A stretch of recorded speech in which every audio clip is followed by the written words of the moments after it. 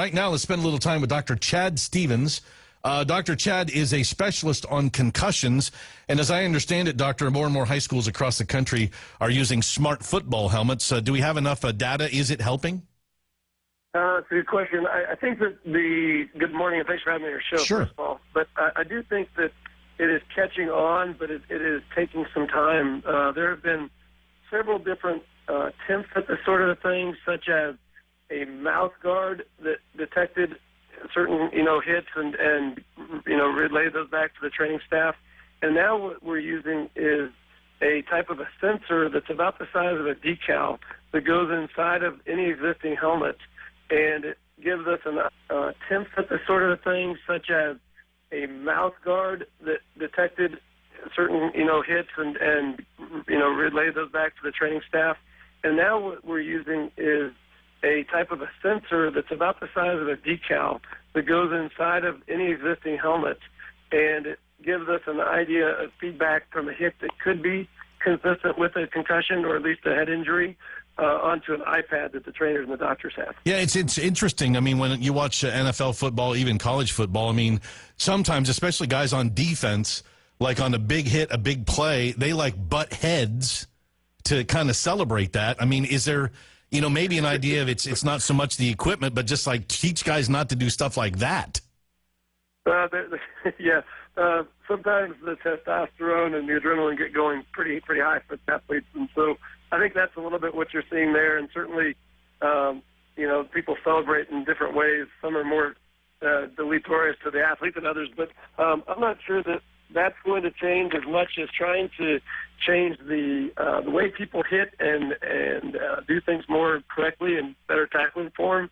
But I think until those things change, the best thing we can do is try to help protect our athletes any way we can and help detect any signs of a hit that could be consistent with a concussion and check out each athlete with a better neurologic exam at that point. Dr. Chad Stevens, our guest. Doctor, I'm curious, when you look at the big league, when you look at college football, it seems like the protocols are in place. We're pretty good at that.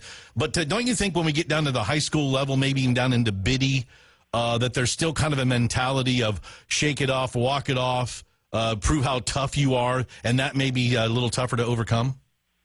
Oh, definitely. There is definitely an element of that. And, guys that played the game in the past, will just say, oh, you just got your bell rung. I see it every week. I do all the high school games, and then I have a boy that plays on a sixth grade team. And, I cover all of my sons to protect the athlete. And so it's just, it is something that is tough at the Pop Warner level, and I'm sure you've seen that there's now a lawsuit, a class action suit against the Pop Warner League that's much like the NFL class action lawsuit. And so it is a problem at all levels of play. But I do think we have the best chance of protecting people if we teach them in Pop Warner that, hey, these are the things that become part of your helmet, and these are the things that become part of your bodyguard to try to help you, stay in the game longer and be able to play a league that's much like the NFL class action lawsuit. And so it is a problem at all levels of play. But I do think we have the best chance of protecting people if we teach them in Pop Warner that, hey, these are the things that become part of your helmet, and these are the things that become part of your bodyguard to try to help you, stay in the game longer and be able to play to a higher level. And then that just kind of becomes part of their uniform and what they expect when they get to high school and college. Yeah, I'm curious too, Doctor, just your take. Do you feel like that the drive for this equipment, is it more driven by, adequately having data for lawsuits, or do you really think that it is about protecting the young people that play the game?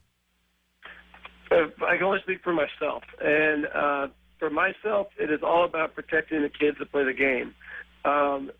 I don't know how these would play out in a legal situation. I've not done the research on that, so that'd be a better question for an attorney probably. But for me, since concussions are a clinical diagnosis, and they always will be, it requires some discussion between the athlete and the trainer and the coach or the doctor.